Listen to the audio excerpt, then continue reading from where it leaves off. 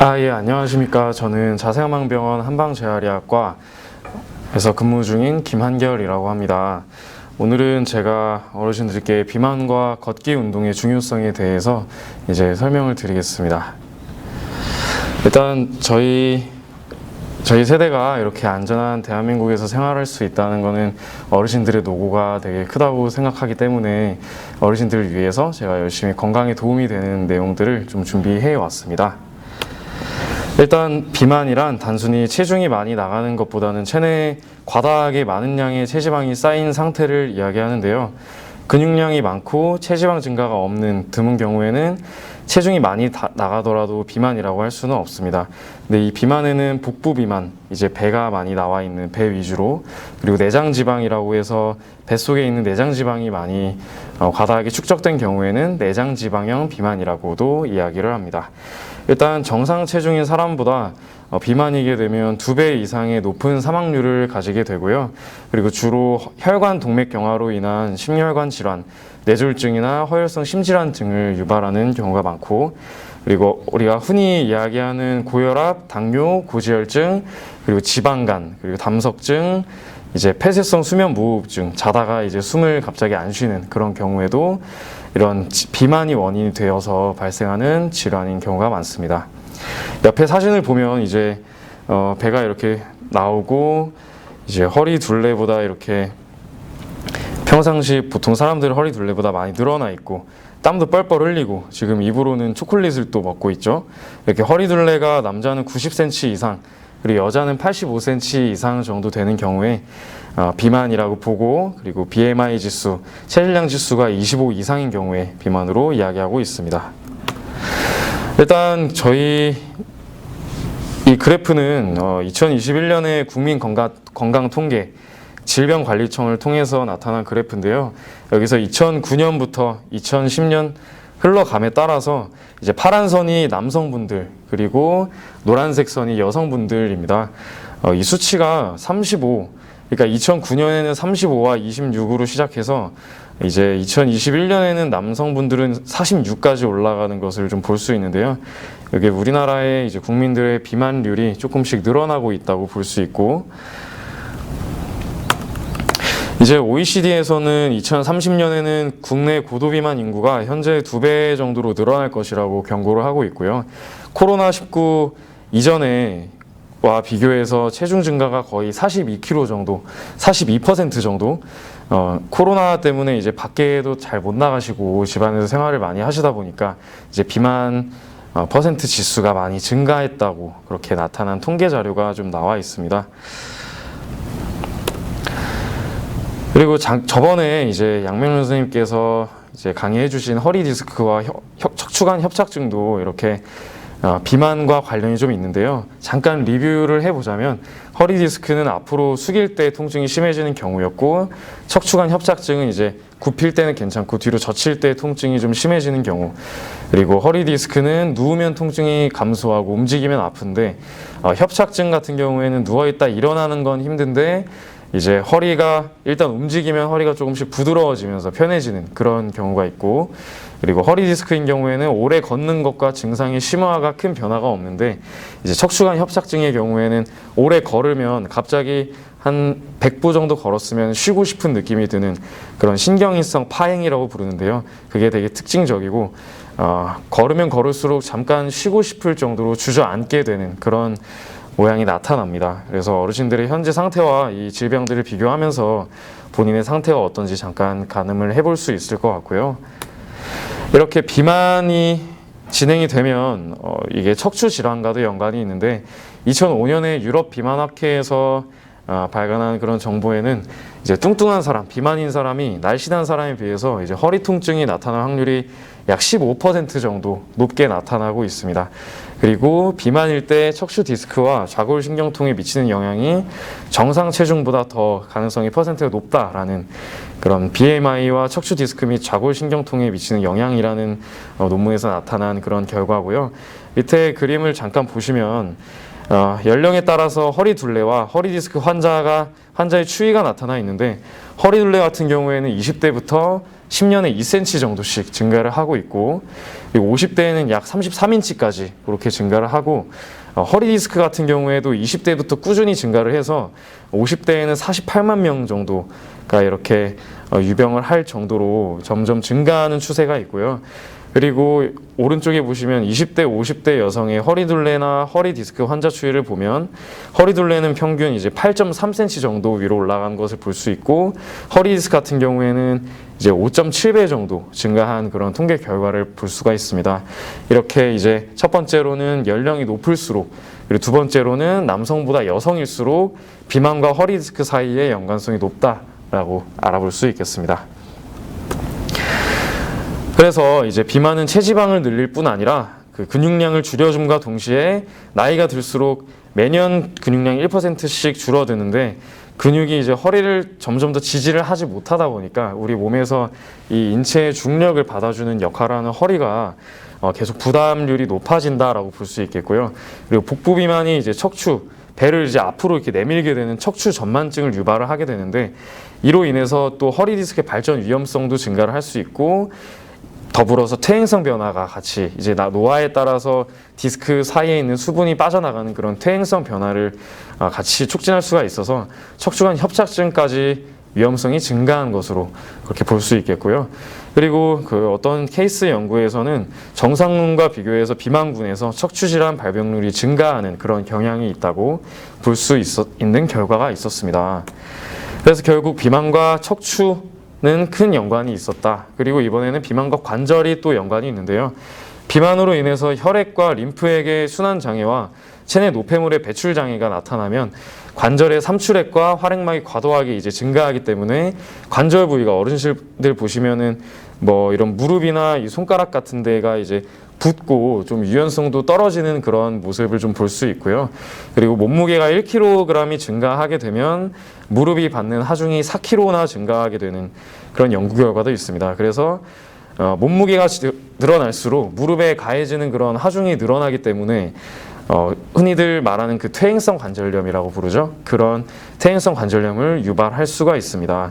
그리고 체질량 지수가 아까 25 이상이 비만이라고 했는데, 그보다 더 증가해서 이제 27kgm/제곱을 넘는 경우에는 이제 무릎 골관절염의 위험도가 15% 정도나 이제 증가하는 것을 볼 수 있고요. 그래서 이제 어르신들 같은 경우에는 본인이 무릎 통증이 좀 있는데 조금 비만이 조금 의심이 된다라고 하시면 체중을 좀 감량을 하시면 이제 무릎의 통증도 많이 줄어드는 것을 경험해 보실 수가 있으실 거예요. 그래서 이따가 체중을 감량하는 걷기 운동에 대해서 제가 설명을 좀 드릴 건데, 일단 네 번째 내용 먼저 보겠습니다. 비만한 여성에서 5kg의 체중 감량 시에 관절염 비교 위험도가 50% 정도 감소가 가능하다. 그래서 이제 비만한 여성분들을 통한 이 조사 자료에서 5kg, 지금 60kg라면 55kg까지만 감량을 하면 관절염의 위험도가 50% 정도가 감소가 가능하다. 그런 연구 결과가 있었습니다. 그래서 결과적으로는 비만이 척추나 관절 질환을 또 이렇게 악화시킬 수가 있고, 척추 관절 질환이 또 이제 비만을 또, 왜냐면 척추 관절이 안 좋으면 또 걷지 않고 운동을 안 하게 되니까 비만을 또 악화시킬 수 있는 그런 악순환이 이렇게 돌아가고 있는 것으로 볼 수 있겠습니다. 그래서 우리는 비만을 어떻게 해결을 해야 되냐, 체중을 줄여야 되는데 제일 좋은 게 이제 식습관 조절과 운동입니다. 그 중에 이제 저희는 운동에 대해서 좀 말씀을 드릴 거고요. 노화에 따른 체지방의 증가가 근육량의 감소와 함께 발생하기 때문에 나이가 들수록 움직임의 횟수나 빈도를 많이 줄이게 되시고, 그로 인해서 이제 남는 이 체내에 있는 에너지들을 소모하지 못하게 되기 때문에 기초 대사율이 많이 줄어들게 되고, 그로 인해 체지방이 이어서 같이 증가하고 있는 그런 이런 악순환의 고리가 형성이 되어 있고요. 어르신들께 있어서 빠르게 감소하는 체지방량을 젊었을 때처럼 그렇게 크게 끌어올릴 수는 없겠지만, 그래도 선행 연구, 앞쪽에 이어진 연구에 의하면 이제 어느 정도의 체지방량은 되게 감소시키는 운동 효율을 증가시킬 수가 있었고 그로 인한 유지가 가능했다라는 연구 결과가 있으니 꼭 운동을 통한 체중 감량이 중요하다고 보여지고요. 어르신들을 위한 운동으로는 이제 고정식으로 된 그 자전거 이렇게 사이클 타는 그런 운동, 그리고 걷기, 제가 설명드릴 걷기 운동, 그리고 중력이 이렇게 큰 부력 때문에 조금 몸이 편하게 움직일 수 있는 수중 운동, 물속에서 걷기나 아쿠아로빅 같은 걸 추천드리고, 신체에 충격이 큰 달리기나 에어로빅 같은 경우에는 잘 권장을 드리지 않습니다. 그래서 저희는 이제 걷기에 대해서 조금 알아볼 건데요. 걷기의 효과로 지금 보시면 일단 걷기는 이렇게 산소를 이렇게 쓰이게 하는 유산소 운동으로서 다이어트를 통해서 허리에 가해진 부담을 감소할 목적으로 진행을 할 수 있고요. 그리고 허리 근육을 발달시키고 자극을 시켜서 이제 이 복부 근육의 코어를 강화시키는 그런 효과가 있고, 그리고 전신 근육을 사용할 뿐만 아니라 허리에 무리를 주지 않으면서 할 수 있는 안전한 운동이라고 보여집니다. 그리고 이어서 유산소 운동이기 때문에 심폐기능을 향상시키고 혈액순환까지 촉진시킬 수 있기 때문에 심장질환을 예방할 수가 있고요. 그리고 체지방을 감소시켜서 비만을 개선하고 당뇨나 고혈압 그리고 고지혈증 등의 성인병을 예방할 수가 있고, 그리고 지속적으로 뼈를 계속 자극하기 때문에 어르신들 보면은 골다공증이 있으신 환자분들이 되게 내원을 많이 하세요. 본인은 잘 몰랐는데 병원에서 이제 엑스레이나 골밀도 검사를 해보니 골다공증으로 보여진다. 그래서 넘어지거나 이런 걸 매우 조심해야 된다. 이런 말씀을 들으신 분들이 많으실 건데요.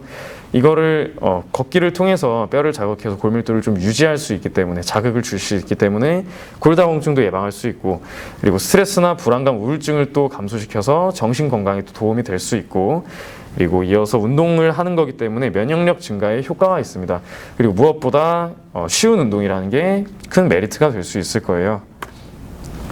근데 이제 저희가 조심해야 되는 부분은 골다공증이 이미 발생해버린 중장년층 분들이나 무릎 관절 질환자들은 경사진 곳을 걷거나 딱딱한 바닥을 이렇게 힘차게 무리해서 걸으면 통증이 유발되기 때문에 조금 주의해 주시는 게 좋고요.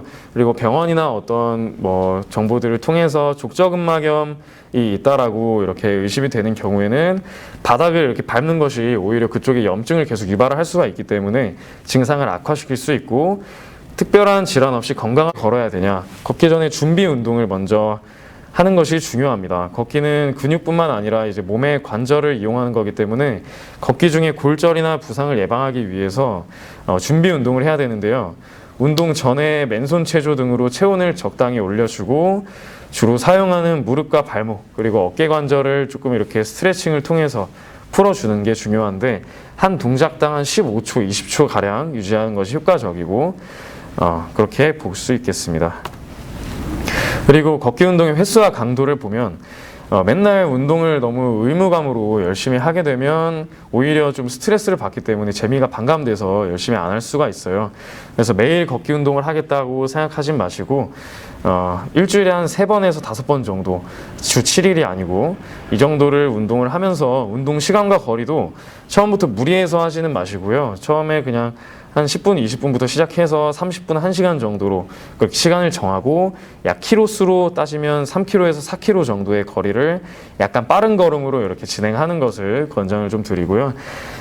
대신에 이제 처음 한 첫 주나 둘째 주 정도는 모포량만큼 걷지 못해도 조급할 필요가 전혀 없으시고, 차차 걷기가 익숙해질 무렵부터 목표에 따라 조절을 차분히 하시면 되고, 그냥 통계 자료를 살펴보면 미국 대학 스포츠 의학회에 따르면 걷기 운동의 적정 강도는 분당 100걸음 정도, 이제 60초당 100걸음 정도니까 살짝 숨이 찰 정도로, 그리고 30분에 3000걸음 정도 이렇게 보고 있고, 제일 중요한 거는 무릎이나 이런 관절들이 무리하지 말고 아프기 전까지만 하는 것이 중요하겠습니다.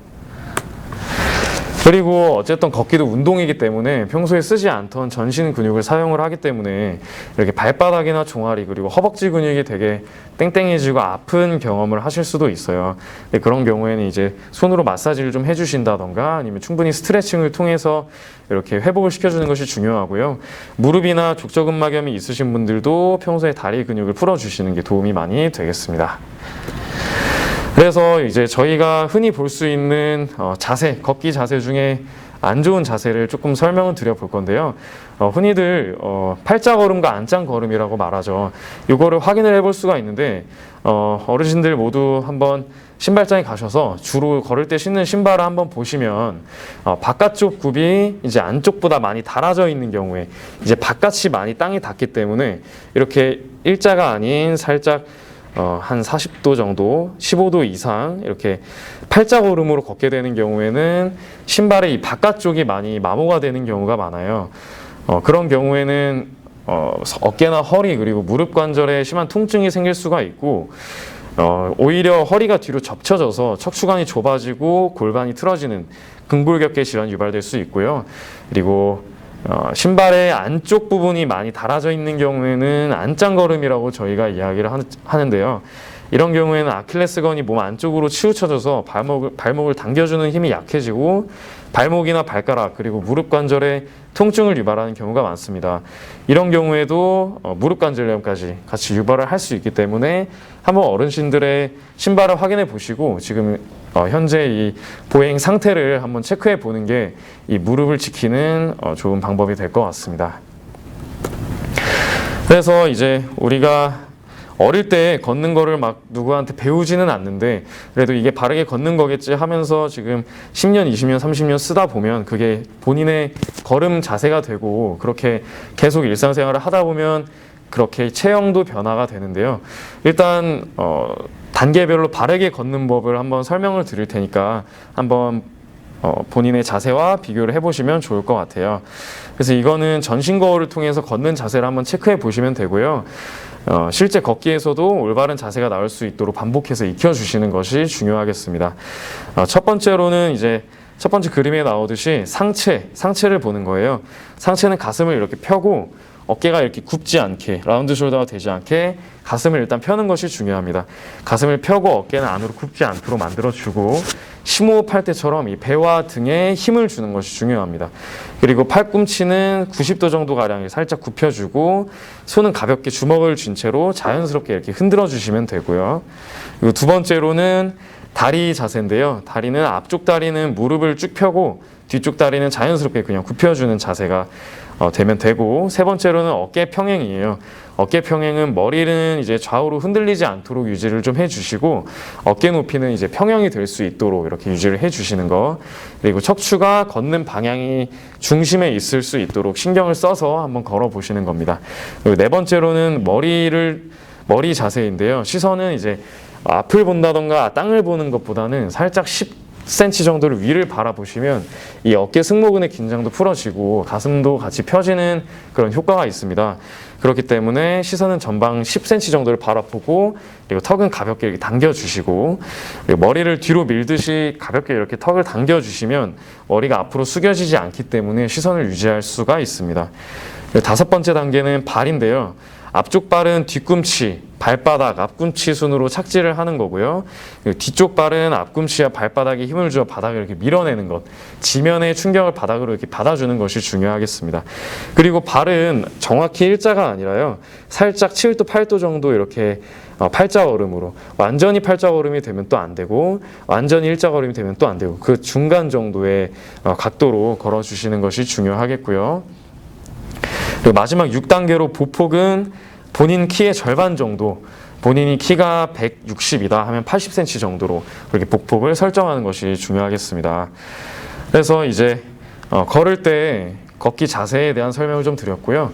저희가 또 조심해야 되는 게, 신발을 조금 불편한 신발이나 딱딱한 신발이나 이런 걸 고르게 되면 자연스럽게 걷기 자세도 안 좋아지고 무릎에 무리도 많이 가기 때문에 신발 고르는 팁을 드리자면, 첫 번째로는 뒷굽이 높지 않은 운동화, 그리고 두 번째로는 굽이 낮고 평평한 바닥으로 된 신발은 좋지 않습니다.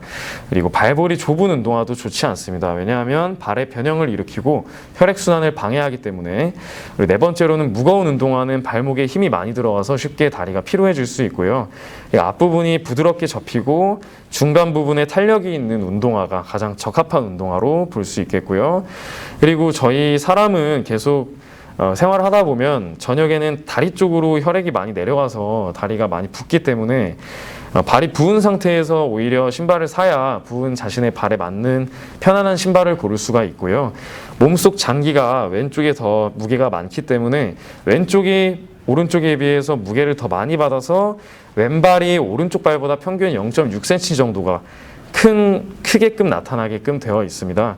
그렇기 때문에 큰 발, 즉 왼발에 맞춰서 신발을 사고 그리고 작은 발에는 깔창을 끼우는 것이 더 적합하다고 볼 수 있겠습니다.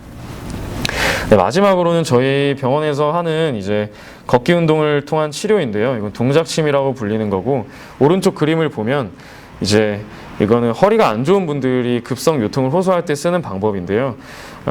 일단 의사가 앞에서 이렇게 지도를 해주고 양쪽에서 한의사가 환자를 견인한 상태에서 척추를 늘린 상태에서 침을 맞고 이제 걸음을 걷습니다. 그렇게 하면은 환자가 스스로 걷지 못하는 상태에서 걸을 수 있는 상태까지 나타날 수 있는 그런 치료 효과가 있는 치료법이고요.